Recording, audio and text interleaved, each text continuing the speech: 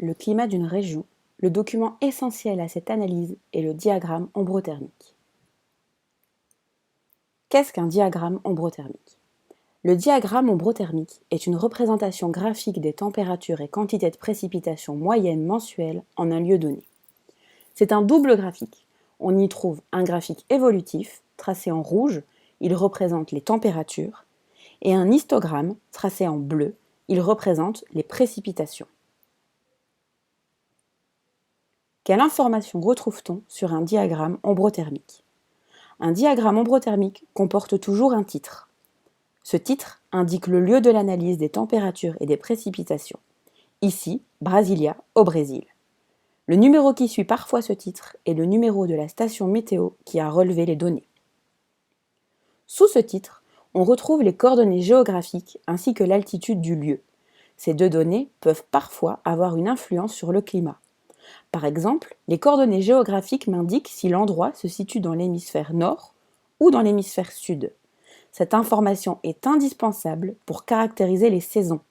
Quand l'hémisphère nord est en hiver, l'hémisphère sud est en été, et inversement. Sous le diagramme ombrothermique, on retrouve un tableau de données. Ce tableau reprend les températures moyennes et les précipitations totales de chaque mois de l'année. Attention, on parle bien de températures moyennes mensuelles. Les températures sont relevées plusieurs fois par jour afin de réaliser une moyenne journalière et ensuite effectuer une moyenne mensuelle, et parfois même sur plusieurs années. Sur la droite du tableau, on peut lire les températures moyennes annuelles et les précipitations totales. On peut aussi les noter sous le titre. Comment lire un diagramme ombrothermique ? Ce graphique possède 3 axes. L'axe des abscisses, qui représente les 12 mois de l'année, et 2 axes désordonnés. Un axe à droite, qui représente les températures, et un axe à gauche, qui représente les précipitations. Attention à bien lire les bâtonnets sur l'axe des précipitations et les températures sur l'axe des températures.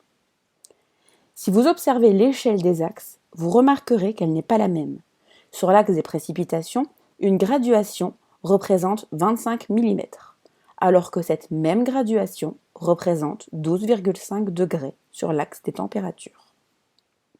Lors de la construction d'un diagramme, il faut respecter cette règle P égale 2T, c'est-à-dire qu'une graduation des précipitations correspond au même nombre que 2 graduations des températures. Que peut-on lire sur un diagramme ombrothermique ? Grâce à la courbe des températures, on connaîtra 4 choses. La température maximum, c'est-à-dire la température la plus haute, ainsi que le mois, ici 22,5 degrés en septembre. On retrouve aussi la température minimum, c'est-à-dire la température la plus basse et le mois, ici 19,1 degrés en juin. On peut alors calculer l'amplitude thermique, c'est-à-dire la différence entre la température maximum et la température minimum. Ici, 22,5 moins 19,1 égale 3,4 degrés d'amplitude thermique. Dernière chose, la température moyenne annuelle. Elle est souvent indiquée dans le tableau de données, mais on peut la calculer. Pour cela, il faut additionner les températures des 12 mois de l'année et diviser par le nombre de données, ici 12. Pour les précipitations, on peut lire les précipitations maximum, c'est-à-dire le mois où il y a eu le plus de millimètres. Ici, 249 mm en décembre. Les précipitations minimum, là où il y en a le moins. Ici, 9 mm en juin. Les précipitations totales annuelles. On peut retrouver cette information dans le tableau de données, mais on peut aussi les calculer. Il faut additionner les précipitations de chaque mois. On peut également voir les mois secs. Ce sont les mois pour lesquels la courbe des températures est au-dessus de celle des bâtonnets. Ici, on remarque 4 mois secs, de mai à août. On peut aussi voir les mois humides, c'est-à-dire les mois où les bâtonnets dépassent la courbe des températures. Ici, de septembre à avril. Dernière chose à faire, dresser une conclusion. Une fois l'analyse faite, il est temps d'écrire une petite conclusion. Cette conclusion comporte 2 parties. Il faut d'abord caractériser les températures. Sur base de la température moyenne annuelle, on détermine le climat. Ici, le Brésil connaît donc un climat chaud, car sa température moyenne annuelle est de 21,2 degrés.